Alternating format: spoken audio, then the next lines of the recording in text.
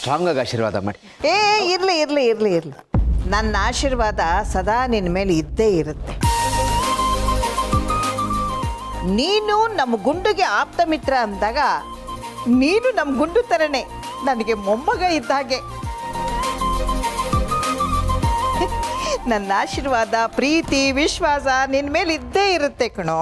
Thanks ಅಜ್ಜಿ, ನಿಮ್ಮ ಮಾತು ಕೇಳಿ ನಂಗೆ ತುಂಬ ಸಂತೋಷ ಆಯಿತು, ಎದೆ ತುಂಬಂತು. ಮೊಮ್ಮಗ ಅಂದ್ರಲ್ಲ, ಈ ಮಾತನ್ನ ಆಗಾಗ ರಿವೈಂಡ್ ಮಾಡ್ಕೊಂಡು ಕೇಳ್ತಾನೆ ಇರ್ತೀನಿ. ಸರಿ, ಹುಷಾರು, ಆದಷ್ಟು ವಿಶ್ರಾಂತಿ ತಗೋ. ಬೇರೆ ಏನೇ ಇದ್ರೂ ಅದೆಲ್ಲ ಆಮೇಲೆ.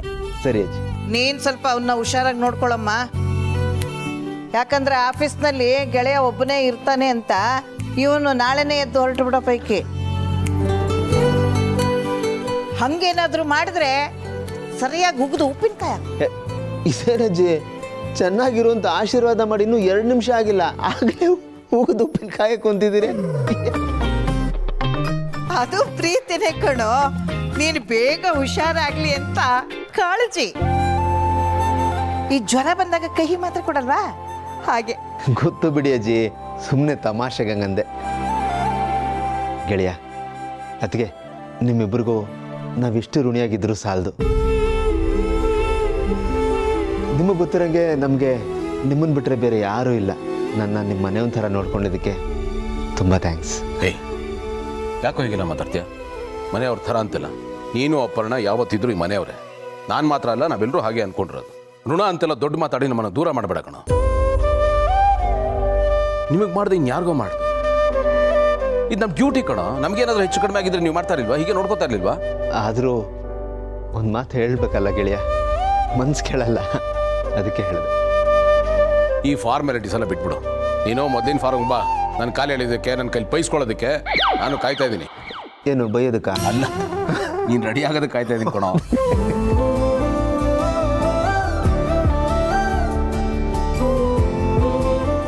ಗೆಳೆಯ, ನಿನ್ನ ಹತ್ರ ಸ್ವಲ್ಪ ಮಾತಾಡಬೇಕಿತ್ತು ಕಣ. ಏನು ಹೇಳ್ತಿಪ್ಪ? ಏಯ್, ಏನ ನಿಮ್ದು? ಅದೇನು ಮಾತಾಡೋದಿದ್ರು ಇಲ್ಲೇ ಮಾತಾಡೋಕ್ಕಾಗಲ್ವಾ? ಅದೇನದು ಅಲ್ಲಿ ಮೂಲೆ ಕರ್ಕೊಂಡು ಹೋಗ್ತಿದ್ಯಾ? ಅಂಥದ್ದೇನಿಲ್ಲ ಅಜ್ಜಿ, ಇನ್ನು ಸ್ವಲ್ಪ ದಿವಸ ನಾನು ಆಫೀಸ್ ಕಡೆ ತಲೆ ಹಾಕಲ್ಲ ಅಲ್ವಾ, ಅದಕ್ಕೆ ಆಫೀಸ್ ಕೆಲಸದ ಬಗ್ಗೆ ಸ್ವಲ್ಪ ಅಪ್ಡೇಟ್ ಮಾಡಬೇಕಿತ್ತು ಅಷ್ಟೇ.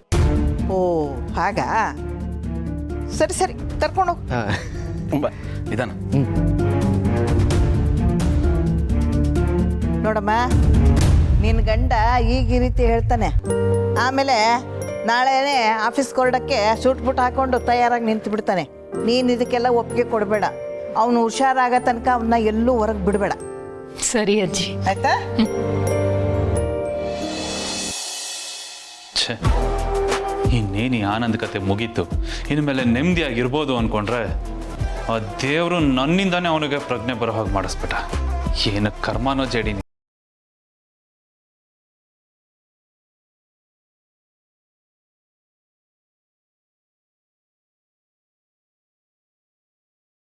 ಅನ್ಕೊಂಡು ಬಂದ್ಬಿಡ್ತಾಳೆ. ನಮ್ಮ ಕರ್ಮ ನಮ್ ರೀ. ಇದೇನು ಇಲ್ಲಿ ನಿಂತ್ಕೊಂಡು ಏನ್ ಮಾಡ್ತಿದ್ದೀರಾ ನೀವು? ಬನ್ನಿ ಹೋಗುವ. ಓ, 1 ನಿಮಿಷ. ಎಲ್ಲಿಗೆ? ಅಯ್ಯೋ, ಏನ್ ಹಿಂಗಂತಿದ್ದೀರಾ? ಅಲ್ಲಿ ಆನಂದ್ ಅವರು ಒಂಟ್ ನಿಂತವ್ರೆ. ಅವ್ರಿಗೆ ಟಾಟಾ ಬಾಬಾ ಹೇಳಿ ಕಳ್ಸ್ಕೊಡಲ್ವಾ ನೀವು? ಬನ್ನಿ. ಮರಿ, ಈಗ ತಾನೇ ಸ್ವಲ್ಪ ಹೊತ್ತಿಗೆ ಮುಂಚೆ ಅವ್ರ ಜೊತೆಗಿದ್ದು ಅವ್ರನ್ನ ಮಾತಾಡ್ಸ್ಕೊಂಡು ಬಂದಿದ್ದೀನಿ. ಅವರೇನು ಮನೆಗೆ ನೆಂಟ್ರ ಹೋಗಿ ನೀಟಾಗಿ ಕಳಿಸ್ಕೊಟ್ಬಿಟ್ಟು ಬರೋದಕ್ಕೆ? ನಮ್ಮ ಮನೆಯವರಿದ್ದಾಗ ಆನಂದ್ ಬ್ರೋ, ಅವ್ರನ್ನ ಹೋಗಿ ಆ ಥರ ಫಾರ್ಮಾಲಿಟೀಸಲ್ಲಿ ಟಾಟಾ ಬೈ ಬೈ ಅದೆಲ್ಲ ಏನು ಚೆನ್ನಾಗಿರುತ್ತೆ ಮೇಲೆ.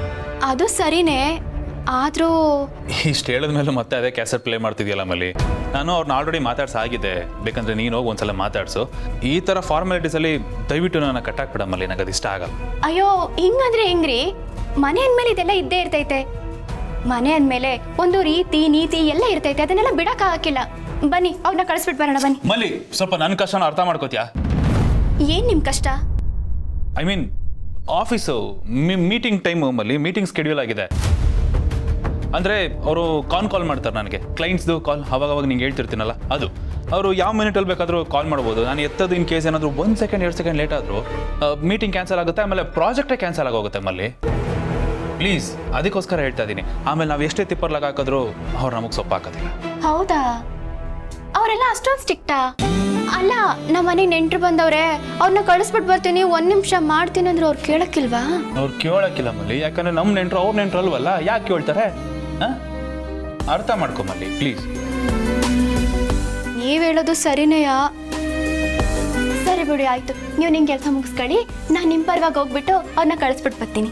ಸರಿ ಮಲ್ಲಿ, ಹೋಗ್ಬಿಡ್ತಾರೆ, ಹೋಗು ಕಳಿಸ್ಕೊಡು. ಸರಿ. ಹುಷಾರು. ಥು, ಯಾವ ಕಂಪ್ನಿ ಅಂಟೋ ಇದು? ಒಂದು ಸಲ ಅಂಟ ಹಾಕೊಂಡಿದ್ ಕರ್ಮಕ್ಕೆ ಬಿಡ್ತಾನೆ ಇಲ್ಲ. ಕರ್ಮ. ನಿಧಾನ. ಹಾಂ, ಈಗ ಹೇಳಪ್ಪ, ಅದೇನು ಅಷ್ಟೊಂದು ಇಂಪಾರ್ಟೆಂಟು, ಅಷ್ಟೊಂದು ಅರ್ಜೆಂಟು? ಅದು ಡೇಯ್, ಯಾಕೋ ಅಷ್ಟೊಂದು ಯೋಚನೆ ಮಾಡ್ತಾ ಇದೆಯಾ? ಹೇಳು.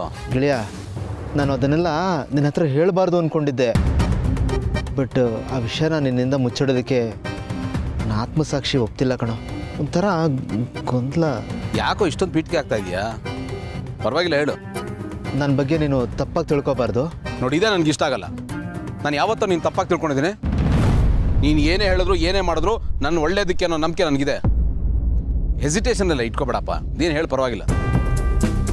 ಅದು ಅಪೇಕ್ಷಾ ಪಾರ್ಥನ್ ಮೇಲೆ ಅಟ್ಯಾಕ್ ಆಯ್ತಲ್ಲ, ಅದನ್ನು ಯಾರು ಮಾಡಿಸಿದ್ದು ಅಂತ ಸಿಕ್ಕಾಕೊಂಡಿದ್ನಲ್ಲ ರೌಡಿ, ಅವ್ನು ಹೇಳ್ದ ಕಣ. ಇದನ್ನ ಮೊದಲೇ ಯಾಕೋ ಹೇಳಲಿಲ್ಲ? ಅವ್ನು ತಪ್ಪಿಸ್ಕೊಂಡೋದ ಅಂತ ಹೇಳ್ದೆ. ಅವ್ನು ಪಾಪ ಕಣ, ಅಮಾಯಕ. ಹೆಂಡತಿ, ಮಕ್ಕಳು, ಸಂಸಾರ, ಬಡತನ, ದುಡ್ನಾಸೆಗೆ ಈ ಕೆಲಸ ಮಾಡಿಬಿಟ್ಟಿದ್ದಾನೆ. ನನಗೆ ಅಯ್ಯೋ ಪಾಪ ಅನಿಸಿ ಕಳಿಸ್ಕೊಟ್ಬಿಟ್ಟೆ. ಆದರೆ ಅವನು ಸತ್ಯ ಹೇಳಿದ್ನಲ್ಲ, ಅದನ್ನು ನಿನ್ನ ಹತ್ರ ಹೇಳೋದಕ್ಕೆ ನನಗೆ ಧೈರ್ಯ ಸಾಕಾಗಲಿಲ್ಲ ಕಣೋ. ನೀನೆಲ್ಲಿ ಬ್ರೇಕ್ ಡೌನ್ ಆಗಿಬಿಡ್ತೀವ ಅಂತ ಹೆದರ್ಬಿಟ್ಟೆ. ಏನು ಸತ್ಯ? ಅದೇ ಇದನ್ನು ಮಾಡಿಸಿದ್ದು ಯಾರು ಅಂತ. ಯಾರು? ನೋಡು, ಈ ವಿಷಯನ ಕೇಳಿ ನೀನು ಕೋಪ ಮಾಡ್ಕೋಬಾರ್ದು, ಕುಗ್ಗೋಗ್ಬಾರ್ದು, ಇಲ್ಲ, ಹೇಳು. ರೈಸ್ ಆಗಬಾರ್ದು. ಓಕೆ, ಹೇಳು. ಗೆಳೆಯ, ಇದನ್ನು ಮಾಡಿಸಿದ್ದು ನನ್ನ ತಮ್ಮ ಜಯದೇವ್ ಕಣ.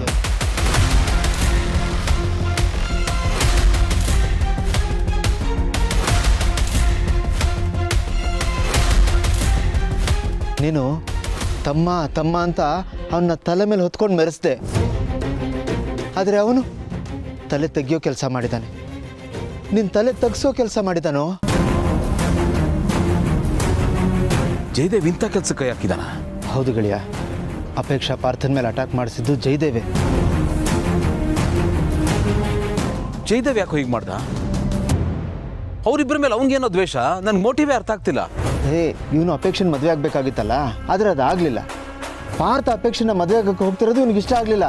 ಆ ಕೋಪಕ್ಕೆ ಈ ಥರ ಮಾಡಿದ್ದು ಅಂತ ರೌಡಿನೇ ಹೇಳಿದ್ದು. ವಿಷಯ ಗೊತ್ತಾಗ್ತಾ ಇದ್ದಂಗೆ ನನಗೆ ಹೇಳಬೇಕು ತಾನೆ. ಯಾಕೆ? ನಾನು ನಿನ್ನ ಮಾತು ನಂಬಲ್ಲ ಅಂತನ?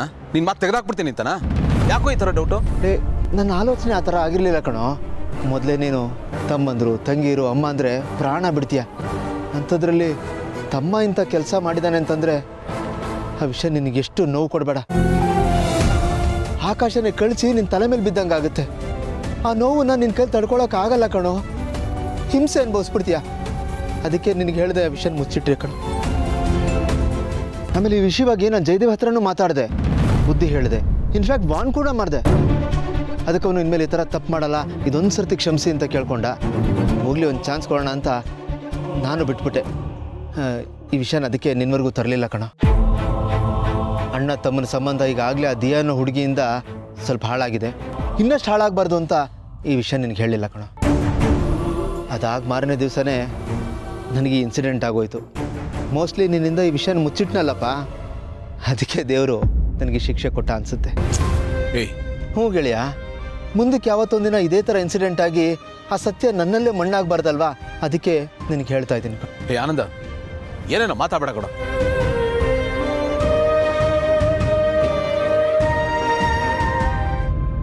ಬಟ್ ಇದನ್ನು ಹೀಗೆ ಬಿಡಬಾರ್ದು ಆನಂದ. ವಿಷಯ ನನಗೆ ಗೊತ್ತಾಗಿದೆ ಅನ್ನೋದು ಅವನಿಗೆ ಗೊತ್ತಾಗಲೇಬೇಕು. ಇದ್ಯಾವುದ್ರೂ ಅವ್ನು ಕಂಟ್ರೋಲಿಗೆ ಸಿಗಲ್ಲ. ಪರಿಸ್ಥಿತಿ ಹದಮೀರೋಗುತ್ತೆ. ಹೌದು ಗೆಳೆಯ, ಈ ವಿಷಯ ಅವನಿಗೆ ಗೊತ್ತಾಗಬೇಕು. ಆದರೆ ಬೇರೆ ಯಾರಿಗೂ ಗೊತ್ತಾಗಬಾರ್ದು. ಅದರಲ್ಲೂ ಅತ್ತಿಗೆಗಂತೂ ಗೊತ್ತಾಗಲೇಬಾರ್ದು. ಯಾಕೆಂದರೆ ಅವ್ರಿಗೆ ಚೆನ್ನಾಗಿ ಗೊತ್ತು, ನಿನ್ನ ತಮ್ಮಂದರು, ತಂಗಿರು, ಅಮ್ಮ ಯಾರೇನೇ ಮಾಡಿದ್ರು ಮನ್ಸಿಗೆ ಹಾಕೊಂಡ್ಬಿಡ್ತೀಯ, ಯಾವ ಆ್ಯಕ್ಷನ್ನು ತೊಗೊಳಲ್ಲ. ಆಗ ಅವ್ರಿಗೇನು ಅನ್ಸುತ್ತೆ ಹೇಳು, ನನ್ನ ತಂಗಿನ ಕೊಲೆ ಮಾಡೋಕ್ಕೆ ಬಂದವನ ಮೇಲೆ ಇವ್ರು ಏನು ಆ್ಯಕ್ಷನ್ನೇ ತೊಗೊಂಡಿಲ್ವಲ್ಲ ಅಂತ ನಿಮ್ಮಿಬ್ಬರ ಮಧ್ಯೆ ಮಿಸ್ಅಂಡರ್ಸ್ಟ್ಯಾಂಡಿಂಗ್ ಬಂದ್ಬಿಡುತ್ತೆ. ಈ ವಿಷಯ ಅಪೇಕ್ಷಾ ಪಾರ್ಥಂಗೆ ಗೊತ್ತಾದರೂ ಕಷ್ಟನೇ. ಅಣ್ಣ ತಮ್ಮದ್ರ ಮಧ್ಯೆ ಗಲಾಟೆ ಆದರೂ ಆಗ್ಬೋದು ಕಣೋ. ನೀನು ಇಷ್ಟು ದಿನ ಯಾವುದನ್ನು ಆಗಬಾರ್ದು ಅಂತಿದ್ದೋ ಅದಾಗ್ಬಿಡುತ್ತೆ. ಗೆಳೆಯ, ಇದು ತುಂಬ ಸೆನ್ಸಿಟಿವ್ ವಿಷಯ, ತುಂಬ ನಾಜೂಕಾಗಿ ಹ್ಯಾಂಡಲ್ ಮಾಡಬೇಕು. ಅದೇ ಹ್ಯಾಂಡಲ್ ಮಾಡ್ತೀಯೋ ಸ್ವಲ್ಪ ಯೋಚನೆ ಮಾಡಪ್ಪ.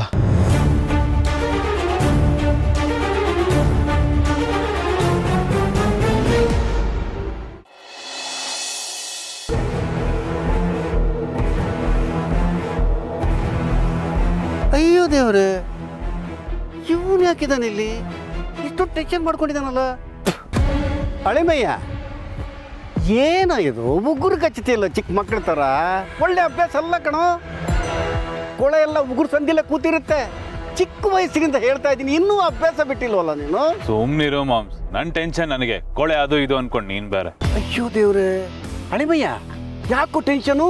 ಓ, ಆನಂದ್ ಎದ್ದು ಕೂತವನು ವಿಷಯನ ನಿಮ್ಮ ಅಣ್ಣ ಹತ್ರ ಹೇಳ್ಬಿಟ್ಟ ಹೇಗೆ? ಅದಕ್ಕೆ ತಾನೇ ಟೆನ್ಷನು, ಅದಕ್ಕೆ ತಾನೇ ಈ ಫ್ರಸ್ಟ್ರೇಷನು. ಇಲ್ಲ ಮಾಮ್, ಆ ಥರ ಎಲ್ಲ ಏನೂ ಇಲ್ಲ. ನಾನು ಆನಂದದ ಮಾತು, ಬಾಡಿ ಲ್ಯಾಂಗ್ವೇಜು ಎಲ್ಲ ಅಬ್ಸರ್ವ್ ಮಾಡ್ತಾ ಇದ್ದೀನಿ. ಅವನು ಈ ವಿಚಾರನ ಹೇಳಿರೋಕ್ಕೆ ಸಾಧ್ಯ ಇಲ್ಲ. ಆ್ಯಂಡ್ ಅಣ್ಣನೂ ನನ್ನ ಜೊತೆ ನಾರ್ಮಲ್ ಆಗೇ ಇದ್ದಾನೆ. ಸೊ ಈ ವಿಚಾರದಲ್ಲಿ ಏನು ಪ್ರಾಬ್ಲಮ್ ಇಲ್ಲ. ಮತ್ತ್ಯಾಕೋ ಈ ಟೆನ್ಷನು? ಅದೇ ಗೊತ್ತಾಗ್ತಿಲ್ಲ, ಏನೋ ಒಂಥರ ಟೆನ್ಷನ್ನು, ಫ್ರಸ್ಟ್ರೇಷನ್ ಶುರು ಆಗಿದೆ ನನಗೆ. ಅಯ್ಯೋ ದೇವ್ರೆ, ಅಳಿಮಯ್ಯ ಆನಂದ್ ಏನು ಹೇಳದೆ ಇಷ್ಟು ಟೆನ್ಷನ್ ಆಗ್ತಾ ಇದೆಯಾ? ಅಕಸ್ಮಾತ್ ನಿನ್ನ ಗ್ರಾಚಾರ ಕೆಟ್ಟು ಅವನ ಅಣ್ಣನ ಮುಂದೆ ಎಲ್ಲ ಬಾಯಿ ಬಿಟ್ಬಿಟ್ರೆ ಆಗ ಏನಾಗುತ್ತೆ ಗೊತ್ತೇನೋ ಅಳಿಮಯ್ಯ? ನಿನ್ನ ಗತಿ ಅದೋ ಗತಿ. ನಾನು ನಿನ್ನ ಹೆದರ್ಸಕ್ಕೆ ಮಾತು ಹೇಳ್ತಾ ಇಲ್ಲ ಅಳಿಮಯ್ಯ. ಹೀಗಾಗಬಹುದು ಅನ್ನೋದು ನನ್ನ ಮನಸ್ಸಲ್ಲಿ ದಟ್ಟವಾಗಿ ಕೂತಿದೆ. ಮುಂದೆ ಹಿಂಗಾದ್ರೂ ಆಗಬಹುದು, ಆ ಸಾಧ್ಯತೆ ದಟ್ಟವಾಗಿದೆ. ಅದನ್ನು ತಳ್ಳಿ ಹಾಕುವಂತಿಲ್ಲ ಅಳಿಮಯ್ಯ. Be careful. ನಿನ್ನ ಎಚ್ಚರಿಸ್ತಾ ಇದ್ದೀನಿ. ಮುಂದೆ ಎಲ್ಲದಕ್ಕೂ ರೆಡಿಯಾಗಿರು ಅಂತ ಪ್ರಿಪೇರ್ ಮಾಡ್ತಾ ಇದ್ದೀನಿ. ನೀನು ಯಾಕೆ ಮಮ್ಮ ಹೀಗೆ ಮಾತಾಡ್ತಾ ಇದೆಯಾ? ಆನಂದ್ ನಿಜವಾಗ್ಲೂ ಹೇಳ್ತೇನೆ ಅಂತ ಅನ್ಸುತ್ತಾ, ಅಥವಾ ನಿನಗೆ ಯಾಕೆ ಹಂಗೆ ಅನಿಸ್ತಾ ಇದೆ? ಅಳಿಮಯ್ಯ, ಆನಂದ್ ಹೇಳೋದ್ರ ಬಗ್ಗೆ ಟೆನ್ಷನ್ ಅಲ್ಲ, ಹೇಳಿದ ಮೇಲೆ ಆಗುತ್ತಲ್ಲ ಎಫೆಕ್ಟ್, ಅದ್ರ ಬಗ್ಗೆ ನನ್ನ ಚಿಂತೆ. ಅಂದ್ರೆ ಏನಾಗುತ್ತೆ ಅಂತಿದ್ಯಾ ಮಾಮ್ಸ್ ನೀನು? ಏನಾಗತ್ತ? ನಿಮ್ಮ ಅಣ್ಣ ನಿನ್ನನ್ನು ಮಧ್ಯ ಮನೆಯಲ್ಲಿ ಬಟ್ಟೆ ಬಿಚ್ಚಿ ಉಲ್ಟ ನೇತಾಕಿ ಚೆನ್ನಾಗಿ ಹೊಡಿತಾನೆ, ನಾಯಿ ಹೊಡೆದಂಗೆ. ನಿನ್ನನ್ನು ಒದ್ದು ಈ ಮನೆಯಿಂದ ಆಚೆ ಕಳಿಸ್ತಾನೆ. ಅದನ್ನೇ ನೀನು ನೆನಪಿರಲಿ ಅಳಿಮಯ್ಯ, ಯು ಮೈಂಡ್ ಇಟ್.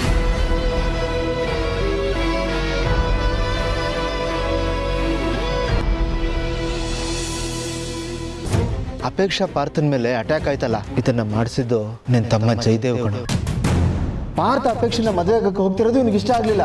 ಆ ಕೋಪಕ್ಕೆ ಈ ಥರ ಮಾಡಿದ್ದು ಅಂತ ರೌಡಿನೇ ಹೇಳಿದ್ದು. ಇದು ತುಂಬ ಸೆನ್ಸಿಟಿವ್ ವಿಷಯ, ತುಂಬ ನಾಜೂಕಾಗಿ ಹ್ಯಾಂಡಲ್ ಮಾಡಬೇಕು. ಏನು ಯೋಚನೆ ಮಾಡ್ತಿದ್ದೀರಾ? ಏನಿಲ್ಲ. ಆನಂದ್ ಅವ್ರ ಬಗ್ಗೆನಾ? ಇಷ್ಟು ದಿನ ನಮ್ಮ ಜೊತೆ ಇದ್ರು, ಇನ್ನು ಸ್ವಲ್ಪ ದಿನ ನಮ್ಮ ಜೊತೆ ಇರಬೇಕಾಗಿತ್ತು. ಅವ್ರ ಮನೆಗೆ ಹೋದ್ರು ಅಂತ ಬೇಜಾರಾಗ್ತಿದೆಯಾ ನಿಮಗೆ? ಹಾಗೇನಿಲ್ಲ, ಅಲ್ಲೋದ್ರೂ ಸಿಗ್ತಾನಲ್ಲ.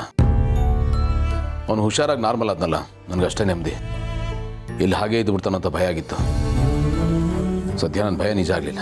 ಏನು ಗೊತ್ತಾಗೋತ್ತಮ್ಮವ್ರೆ, ನಾವು ತುಂಬ ಭಯ ಪಡ್ತೀವಲ್ಲ, ಆ ಭಯ ಯಾವತ್ತೂ ನಿಜ ಆಗಲ್ಲ. ಆದರೆ ನಾವು ನಮ್ಮ ಭಯ ನಿಜ ಆಗೋಗ್ಬಿಡುತ್ತೆ ಅನ್ನೋ ಭಯದಲ್ಲೇ ನಮ್ಮ ಆಯುಸ್ ಕಳೆದು ಬಿಡ್ತೀವಿ. ಬೇಕಿದ್ರೆ ಒಂದ್ಸಲ ಹಿಂದಾಗಿರೋದನ್ನ ಯೋಚನೆ ಮಾಡಿ ನೋಡಿ. ನಮ್ಮ ಭಯಗಳೆಲ್ಲ ಲೈಫ್ ಮುಂದೆ ತುಂಬಾ ಚಿಕ್ಕದನ್ಸುತ್ತೆ, ಸಿಲ್ಲಿ ಅನ್ಸುತ್ತೆ. ಆದರೆ ಒಂದು ಸಮಯದಲ್ಲಿ ಅದು ನಮ್ಮನ್ನ ಇನ್ನು ನಿಲ್ದಂಗೆ ಕಾಡಿರುತ್ತೆ, ಬೆಚ್ಚ ಬೀಳೋ ಥರ ಮಾಡಿರುತ್ತೆ. ಆ್ಯಕ್ಚುಲಿ ನನ್ನ ಪ್ರಕಾರ ನಾವು ನಮ್ಮ ಭಯದ ಮುಂದೆ, ಸಮಸ್ಯೆಗಳ ಮುಂದೆ ಗಟ್ಟಿಯಾಗಿ ನಿಲ್ಬೇಕು, ಹುಲಿ ಥರ. ಆಗದು ಇಲಿ ಥರ ಓಡೋಗುತ್ತೆ. ಆದರೆ ನಾವು ಇಲಿ ಥರ ಹೆದರಿದ್ರೆ ಅದು ನಮ್ಮ ಮುಂದೆ ಹೆಬ್ಬುಲಿ ಥರ ನಿಂತು ನಮ್ಮನ್ನ ಇನ್ನಷ್ಟು ಹೆದರ್ಸುತ್ತೆ. ನಾವು ಹುಲಿ ಇಲ್ಲದೆ ಇರ್ಬೋದು, ಆದರೆ ಹುಲಿ ಥರ ಬಿಲ್ಡಪ್ ತಗೋಬೇಕು, ಪೋಸ್ ಕೊಡಬೇಕು. What I mean to says, ನಾವು ಸ್ಟ್ರಾಂಗ್ ಆಗಿದ್ದೀವಿ, ಗಟ್ಟಿಯಾಗಿದ್ದೀವಿ ಅಂತ ನಮಗೆ ನಾವೇ ಧೈರ್ಯ ತಂದ್ಕೋಬೇಕು, ಆತ್ಮವಿಶ್ವಾಸ ಬೆಳೆಸ್ಕೋಬೇಕು, ಪಾಸಿಟಿವ್ ಆಗಿರಬೇಕು. ಆಗ ಯಾವ ಚಿಂತೆನೂ ಇರಲ್ಲ, ಯಾವ ಭಯನೂ ಇರಲ್ಲ. ಏನು ಹೇಳ್ತೀರಾ ಗೌತಮ್ ಅವರೇ? ಮತ್ತೇನು ಯೋಚನೆ ಮಾಡ್ತಿದ್ದೀರಾ? ಏನಿಲ್ಲ, ಇದೊಂಥರ ಹ್ಯಾಂಗ್ ಓವರ್ ಇದ್ದಾಗೆ. ಆನಂದ್ ಹುಷಾರಾಗಿದ್ದಾನೆ ನಿಜ, ಬಟ್ ಆ ಇನ್ಸಿಡೆಂಟ್ ಇದೆಯಲ್ಲ, ಅದು ನನ್ನ ತಲೆ ಕೆಡಿಸ್ತಾ ಇದೆ. ಯಾಕೆ ಹೀಗೆಲ್ಲ ಆಯಿತು ಅಂತ. ನೋಡಿ, ಆಗಿದ್ದಾಗೋಯ್ತು. ಇನ್ನು ಅದ್ರ ಬಗ್ಗೆ ಯೋಚನೆ ಮಾಡಬೇಡಿ. ಹಿಂದಾಗಿರೋದನ್ನು ಬಿಟ್ಟು ನಾವು ಮುಂದಕ್ಕೆ ಹೋಗಬೇಕು. ನಿನ್ನೆ ಬಗ್ಗೆ ಯೋಚನೆ ಮಾಡ್ತಾ ಕೂತ್ರೆ ನಾಳೆ ಅನ್ನೋದು ಯಾಕಿರಬೇಕು ಹೇಳಿ? ನೋಡಿ, ನಾವು ಅದ್ರ ಹಿಂದೆ ಹೋದಷ್ಟು ಅದು ನಮ್ಮ ಹಿಂದೆ ಬರುತ್ತೆ, ನಾವು ಅದನ್ನ ಬಿಟ್ರೆ ಅದು ನಮ್ಮನ್ನು ಬಿಟ್ಟು ಹೋಗುತ್ತೆ. ಇನ್ನು ಅದ್ರ ಬಗ್ಗೆ ಯೋಚನೆ ಮಾಡಬೇಡಿ.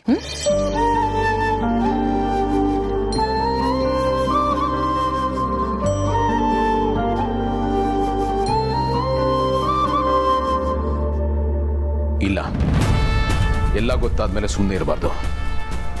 ಜಯದೇವ್ ಒಂದು ವ್ಯವಸ್ಥೆ ಮಾಡ್ತೀನಿ, ಮಾಡೇ ಮಾಡ್ತೀನಿ.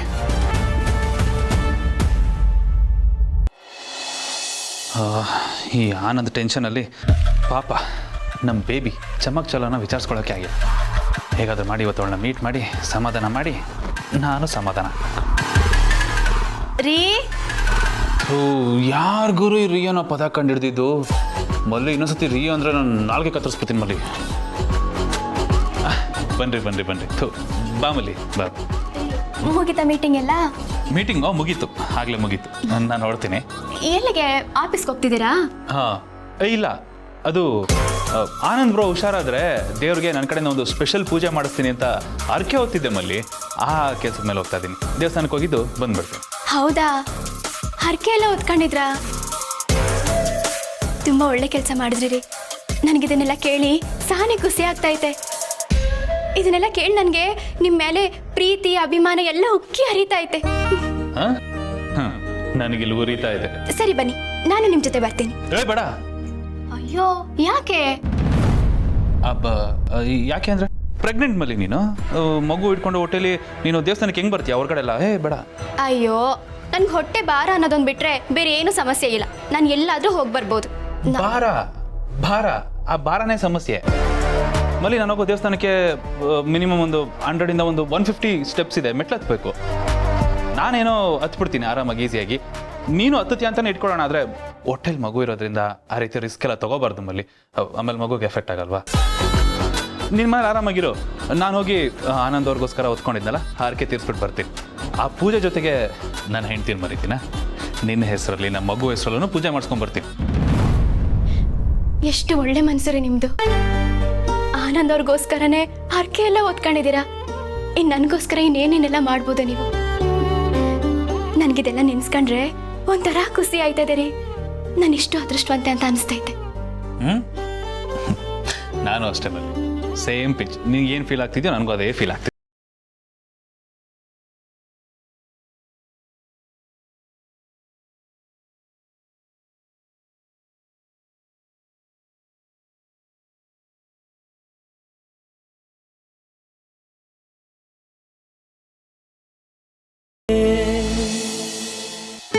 ನಿಧಾನ.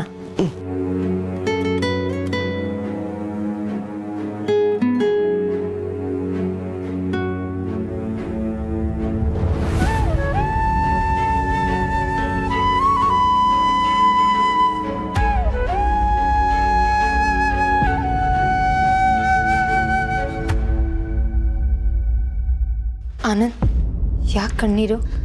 ನಾನು ಈ ಮನೇನ ಮಕ್ಕಳನ್ನ ನೋಡ್ತೀನೋ ಇಲ್ವೋ ಅಂತ ಅನ್ಕೊಂಡ್ಬಿಟ್ಟಿದ್ದೆ ಚಿನ್ನ. ಆನಂದ್ ಪ್ಲೀಸ್ ಹಾಗೆಲ್ಲ ಮಾತಾಡಬೇಡ, ನೀರು ಕುಡಿ.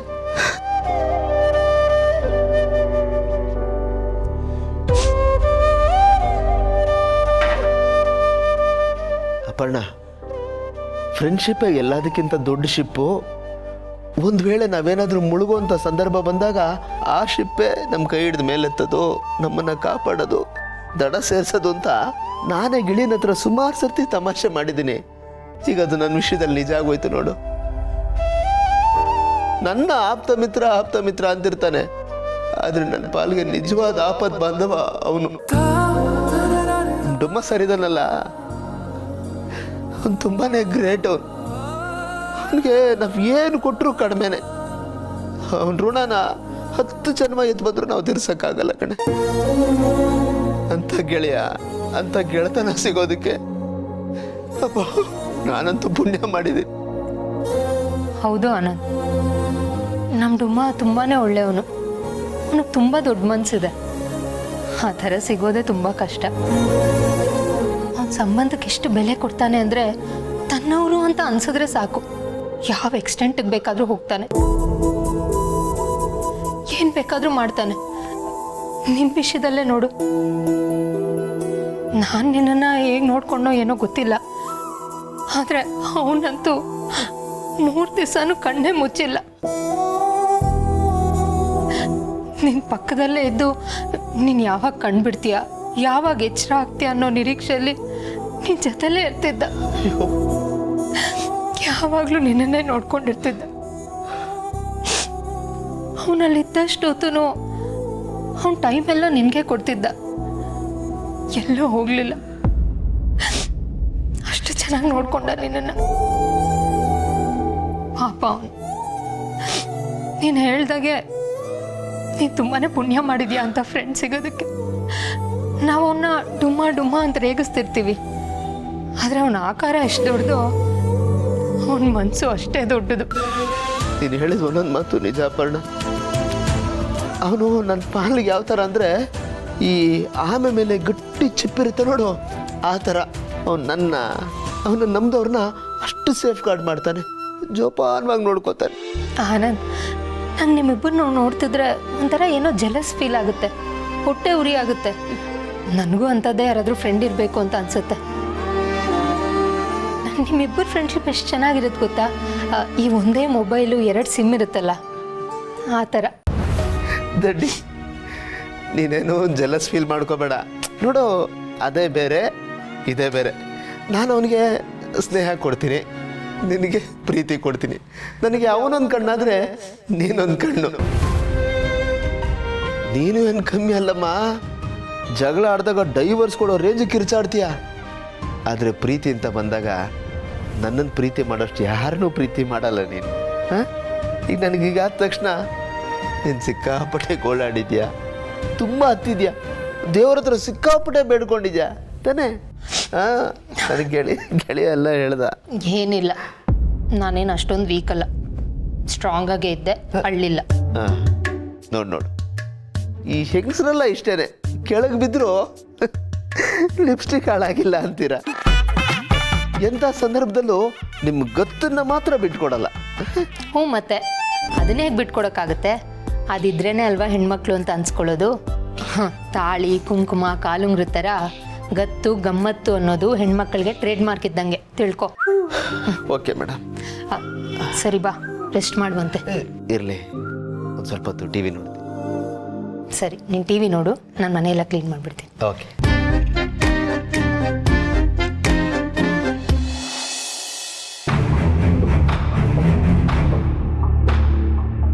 ಮಲ್ಲಿ, ಜಯದೇವ್ ಎಲ್ಲಿ ಫೋನ್ ನಾಟ್ ರೀಚಬಲ್ ಬರ್ತಾ ಇದೆ, ಎಲ್ಲೋಗಿದ್ದಾನೆ?